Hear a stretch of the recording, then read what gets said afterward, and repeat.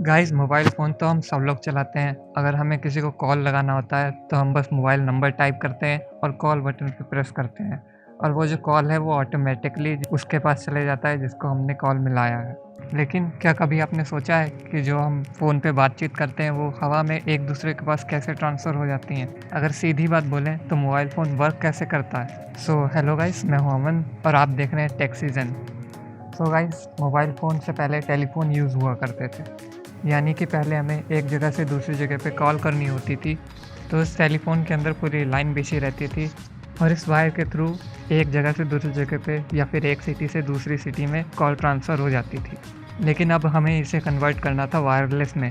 तो वायरलेस के लिए हमें ऐसा डिवाइस चाहिए था जो भी हम बातचीत करें वो ऑटोमेटिकली सिग्नल में ट्रांसफ़र हो जाए, मतलब एक जगह से दूसरी जगह पे वो सिग्नल चला जाए। तो एक एग्जांपल से समझते हैं, अगर मैं दिल्ली में हूँ और मैंने किसी पर्सन को कॉल लगाया जो कि मुंबई में है, तो क्या मेरा फ़ोन इतनी तेज़ी से सिग्नल निकाल पाएगा कि वो सीधे मुंबई तक पहुँच जाए और जिसको मैं कॉल लगा रहा हूँ उसके पास वो सिग्नल पहुँचे और उसका फ़ोन बजे और हम लोग आपस में बातें कर लें। यानी कि मेरा फ़ोन जो है वो सिग्नल ट्रांसमिट करेगा और उसका फ़ोन सिग्नल रिसीव करेगा। तो इतनी लंबी डिस्टेंस जो है वो मोबाइल फ़ोन ट्रांसफ़र नहीं कर पाएगा। तो यहाँ पे हम लोगों ने कॉन्सेप्ट यूज़ किया टावर का। तो मोबाइल टावर्स यही काम करते हैं, जो हमारे फ़ोन से सिग्नल जा रहे हैं वो उनके पास जाएगा, फिर वो टावर उस सिग्नल को पहुँचाएगा जहाँ पे उसे पहुँचाना है। अब मान लो मेरे पास एक फ़ोन है, मैंने किसी का नंबर डायल किया, तो फ़ोन के अंदर होता है माइक्रोफ़ोन। इस माइक्रोफ़ोन में मैं जो बातें बोलते जा रहा हूँ वो ऑटोमेटिकली डिजिटल फॉर्म में कन्वर्ट हो रही हैं। यानी कि 0 और 1 के फॉर्म में मेरा फ़ोन उस सिग्नल को कन्वर्ट कर रहा है और इन 0 और 1s को मेरा फ़ोन दोबारा कन्वर्ट करेगा इलेक्ट्रोमैग्नेटिक वेव्स में, क्योंकि अगर ये रेडियो वेव्स नहीं बन पाएंगी, इलेक्ट्रोमैग्नेटिक वेव्स नहीं बन पाएंगी, तो ये सिग्नल टावर तक नहीं पहुंच पाएगा। तो मेरी आवाज़ डिजिटल फॉर्म से होते हुए इलेक्ट्रोमैग्नेटिक वेव्स में कन्वर्ट होकर टावर तक चली गई।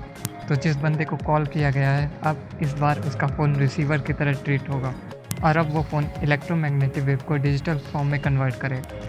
उसके पर्टिकुलर स्पीकर में मेरी आवाज़ पहुंच जाएगी। यानी कि यहाँ से चीज़ें उठा के टावर के थ्रू मेरे को जिस बंदे को कॉल लगानी थी उसके पास पहुंच गई। मतलब मेरे फ़ोन को डायरेक्टली पूरे सिग्नल नहीं पहुंचाने पड़े।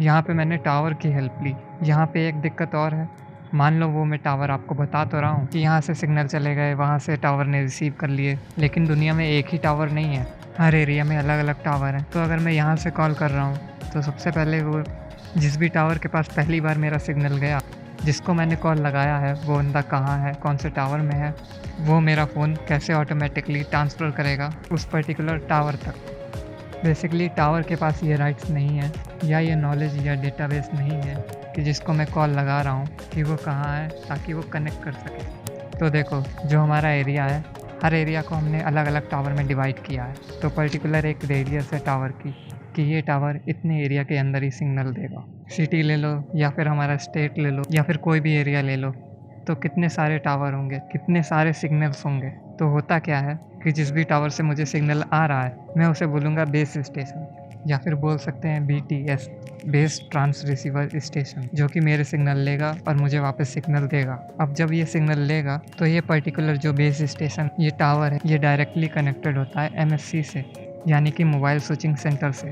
जितने भी टावर आपके एरिया में हैं, एरिया वाइज, सिटी वाइज एक एक मोबाइल स्विचिंग सेंटर होता है। इसके अंदर आपकी सारी इन्फॉर्मेशन रहती है। तो जो टावर का काम है, आपकी सारी इन्फॉर्मेशन, आपके सारे सिग्नल्स उठा के MSC तक पहुंचा दे। अब ये जो मोबाइल स्विचिंग सेंटर है, इसकी जिम्मेदारी बनती है जो सिग्नल आया है उसको वहाँ तक पहुँचाया जाए जहाँ पे आपने कॉल किया है। अब ये जो स्विचिंग सेंटर्स हैं, यह हर सिटी में अलग अलग होता है और सिटी के सारे टावर इससे कनेक्टेड होते हैं। तो सारे सिग्नल वो इनके पास लेके आएगा, फिर ये ट्रांसफ़र कर देगा।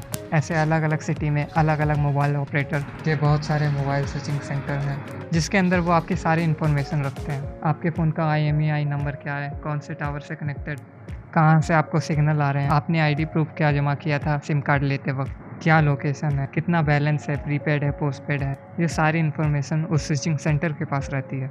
और जो बाकी स्विचिंग सेंटर्स हैं वो भी आपस में कहीं ना कहीं कनेक्टेड रहते हैं। तो आपका डेटा तो पूरा बना हुआ है, बस इनको अब स्विच करना है कि आपने जहाँ कॉल लगाया है वो बंदा किस टावर के पास है। तो ऑटोमेटिकली ऐसे स्विचिंग करते करते उस टावर के पास सिग्नल जाएगा और फिर वो टावर ऑटोमेटिकली उस बंदे के पास सिग्नल पहुंचा देगा। तो देखो, जब भी हम किसी को कॉल करते हैं, आपने बहुत बार देखा होगा, अगर मैं किसी को कॉल करूंगा जो कि एक सिटी में है और दूसरी सिटी में नहीं है, तो 2-3 बार आपको ऐसी आवाज़ सुनने को मिलेगी, बीप की आवाज़। इसमें ये हो रहा है कि ये जो चीज़ें होती हैं कि एक एमएससी दूसरे एमएससी से कांटेक्ट कर रहा है और टावर ढूंढ रहा है, ये आपको सिर्फ वेटिंग के लिए सुनाया जा रहा है। बाकी इसका अंदर सब काम होता रहता है अपना। ये जो आपको लगता है कि 2 मिनट में इधर से उधर कॉल चले गया, तो ऐसे नहीं जाता। इतनी सारी प्रोसेस होती हैं। हमको क्या है, हम तो बस नंबर टाइप करते हैं, कॉल दबाते हैं और सारी प्रोसेस ऑटोमेटिकली हो जाती है। अब मान लो जिसको भी आपने कॉल लगाया उसका फ़ोन नेटवर्क में नहीं है या फिर फ़ोन स्विच ऑफ है, तो आपको बहुत देर तक बीप साउंड सुनाया जाएगा। तब तक वो एमएससी ढूंढता है कौन से टावर में बंदा है, कौन से टावर में बंदा है। फिर जब उसको कहीं भी नहीं मिलता है, फिर आपको सुनाया जाता है कि वो बंदा नेटवर्क में नहीं है या फिर उसका फ़ोन स्विच ऑफ है। या मान लो इनकी टाइम लिमिट है कि 30 से 40 मिनट तक अगर फ़ोन नहीं उठाया गया तो आपको ये सुनाया जाएगा। अब अगर वो किसी और कॉल पे बात कर रहा है तो सिग्नल तो जाएगा उसके पास, लेकिन आपको बताया जाएगा कि वो बिज़ी है या फिर अभी वो दूसरे कॉल पे बात कर रहा है, आप वेट करिए।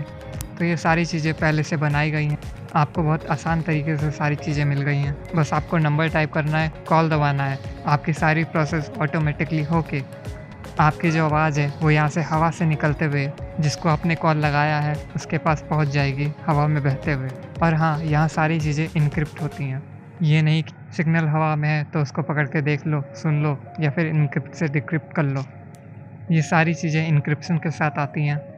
आपका जो सिम होता है उसके अंदर एक सीक्रेट की होती है जिसकी वजह से सारी चीज़ें इनक्रिप्ट होती हैं, तो इसलिए हमको सिम दी जाती है। तो ये थी सारी प्रोसेस मोबाइल कॉलिंग से रिलेटेड। अगर आपको ये वीडियो पसंद आई हो और समझ आई हो तो प्लीज़ इस वीडियो को लाइक कर दीजिए, अपने फ्रेंड के साथ शेयर कीजिए ताकि उन्हें भी मालूम पड़े कि जब भी वो आपसे कॉल करते हैं तो कैसे सारी चीज़ें होती हैं। लास्ट में बस इतना कहना चाहूँगा कि अगर आप इस चैनल पे नए आए हैं तो प्लीज़ इस चैनल को भी सब्सक्राइब कर लीजिए। मिलते हैं नेक्स्ट वीडियो में, तब तक के लिए गुड बाय।